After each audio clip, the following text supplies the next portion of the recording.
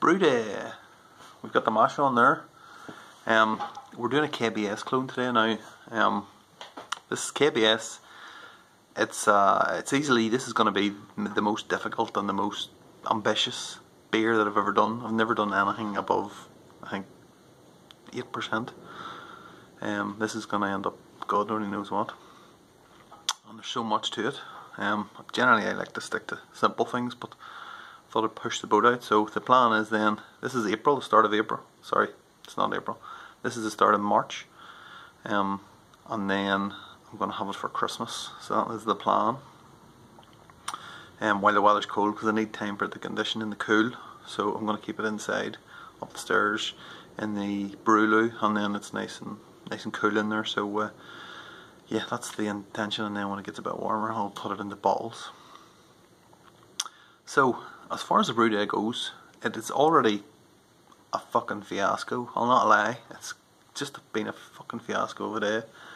I had originally intended to do an overnight mash, which I was going to do tonight into tomorrow, but I have totally forgot about a family event we have tomorrow.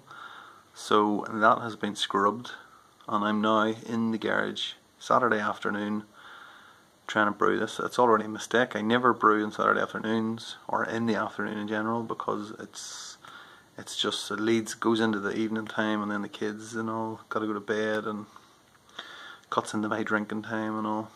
That might change tonight. Might have a few beers during the brew. So yeah, that's the first thing. So then I decided I was going to do it today. I still could have done it an overnight mash tomorrow and then do it and finish it in the afternoon, but it's just, no, I'd just rather get it done and dusted. So that was the first thing. The second thing was, when I was doing the mash, I had intended to mash in my brew pot, which I have given it a bit of a jacket and taped up. That's like the stuff you put in the back of radiators, just wrapped round and round and round, trying to insulate it a little bit. Been meaning to do that for a while. Thought I'll do the mash in that and see what happens out in the cold shade, see if it's any good. And then what I did was, I just poured basically the grain straight into the fucking mash tun without the brew in the bag. So then I ended up having to tip from that into the bag. And yeah, that's kind of the way it's been going today already. I wanted to mash in 68, overshot.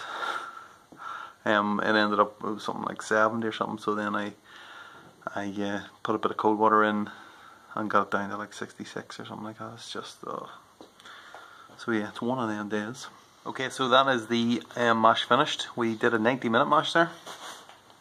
I am going to do a little bit of a sparge, but it's more to replace the water that's been lost to the grain. So there's about 6 litres in there, so I'm going to give myself an extra few litres. So yeah, let's get it out.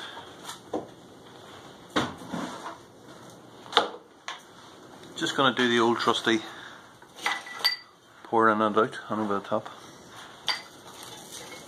Sure, why not?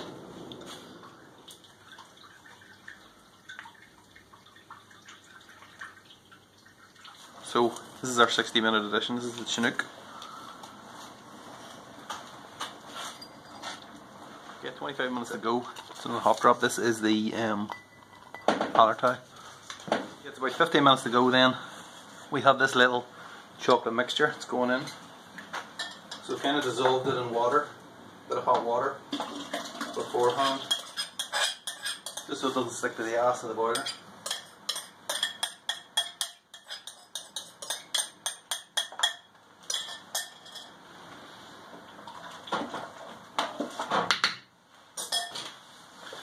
Okay, so that was, in fact, I've got them over here. That was the cacao nibs. You can't even see that, so dark. And we had dark cocoa powder. So they're just down at Sainsbury's. There's lighting in here. What can I tell you? That's 10 minutes now, so this is the last one. So we've got our protoflock in there, we've got a bit of yeast nutrient, and we've got more Hallertau. So that's going on for 10 minutes. Suppose I should really go and get the wort chiller from upstairs. It's all very complicated. This, I've got to put chocolate in, I've got to put hops, I've got to put the bloody coffee in, I haven't even got my wort cellar in. Okay, so there's about 5 minutes left. I'm not actually doing anything, I just want to show you this before I forget.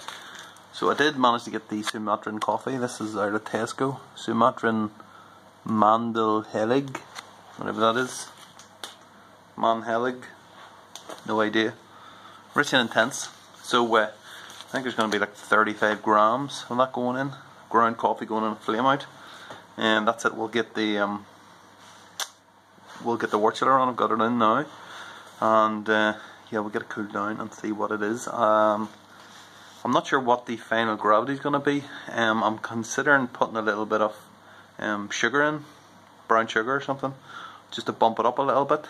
But we'll see what it's like whenever we finish, and then we'll make that decision then. So, okay, I'll see you in about half an hour, I suppose, after it chills down. Okay, that is the end of the brew day then. So, trying to get it from the kettle into the fermenter. Usually I just open the tap from my height, sitting on the old washing machine here. But yeah, with that one it was not good. There must have been some amount of shit in the bottom of that, clogging up the hop filter. Because 1 minute it was fucking flying out of it, and then the next minute it stopped, and by the time I got it finished, I basically had to tip it in myself. Like hold the fermenter down to get it out, or hold the kettle down. And by the time I got it finished, there was bloody wort all over the floor and all over the fermenter and the kettle and the fucking washing, everywhere basically, all of my hands. And somehow though I managed to get 14 litres out of it. Yeah, it's about 14 litres. So I'm going to pitch the yeast now, and then we'll look at our gravity. So this is starter of M44 that I made. Whoa.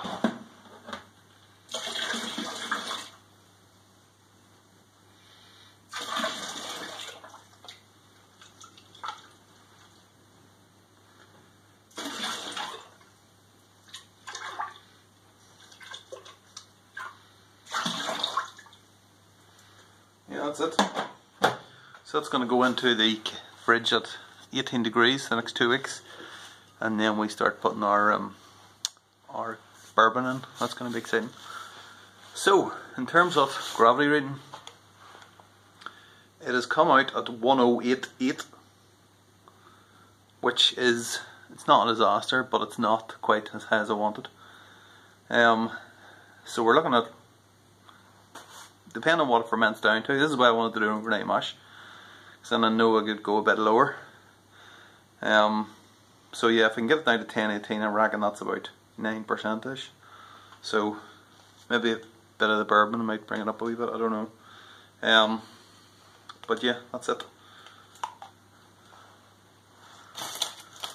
That will have to do.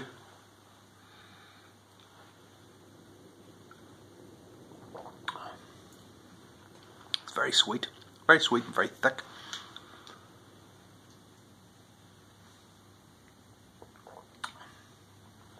It's actually tasting nice now. Anyway, that's it. So we'll see you in about 2 weeks' time. It's fermented out. It's finished. It's been like this for a while. 10:22. Smells quite chocolatey, as you'd expect of all the cocoa nibs. So we're going to move on to the second part now. So I'm going to rack it. I've got my fermenter down here. Sorry, my secondary vessel, to give it its official title. So what we've got is, I'm going to put this in. So this is our bourbon with the oak chips. That's going on first. Wow, smell that. My goodness. So my bourbon of choice is Jim Beam. Has to be. Well, it doesn't really have to be, it can be anything. So.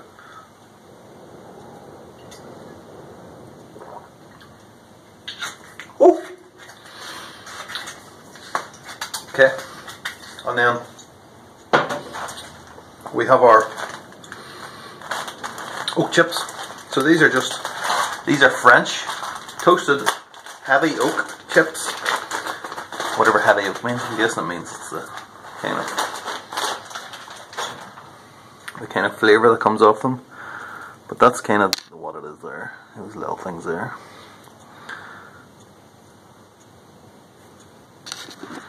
I mean, when you smell them, you don't think there's not much to it really when they're dry. But when I threw that in there, it was like this amazing smell. Oaky bourbon. Let's call it that. Not as good as oaky from Muskokie, but right. And then lastly, we've got our coffee here. So this is, I can't remember exactly, I think it's about 200 mils or something like that. That's going in as well. So I'm expecting to put Kona coffee in there this time. Kona coffee is not easy to come by, and to get it, it costs like £30 for flipping 100 grams or something like that, something insane. So it's not going to be. So this is what we've got straight from Tesco. Guatemalan coffee. No idea what Guatemalan coffee is, but that's what we're going for. Spicy and fruity is the tasting notes. I'm probably never going to test KBS anyway, so I have no idea, or Kona coffee for that matter, so I don't think it really matters, does it?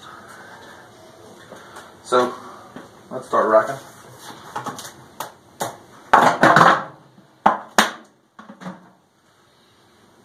Man, there's still a lot of crap on top, you know.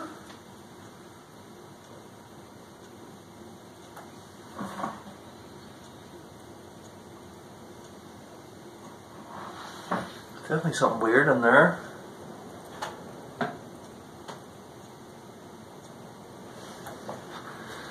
One I'll show you.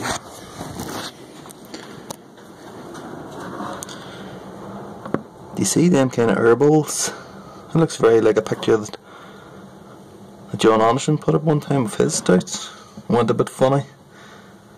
Now it might be nothing, but it might be something, so taste it and find out. Might be nothing. Let's get it racking anyway. It's too late to stop now. Okay, well it smells good, if nothing else.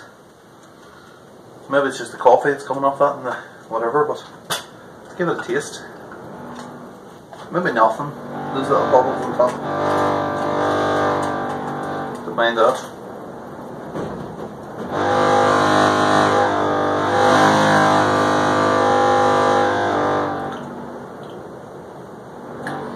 Tastes absolutely fine.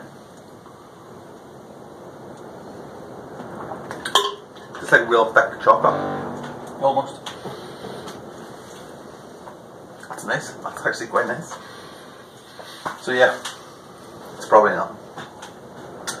So that's it. This is going to go upstairs now. Nice and cool up there.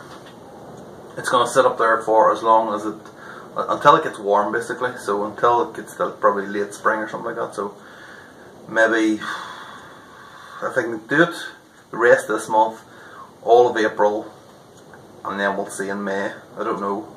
We might have the bottle up in May. Maybe if we can get it to the end of May, probably not, but that's still about 6 weeks or so, so did okay. So yeah, that's it. See you in about 6 weeks. I'm getting drunk on a plane. Buying drinks for everybody but the pilot. It's a party. Got the 737 rocking like a G6 stewardess.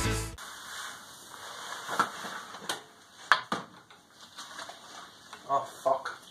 66, going for 68. Ah, fuck.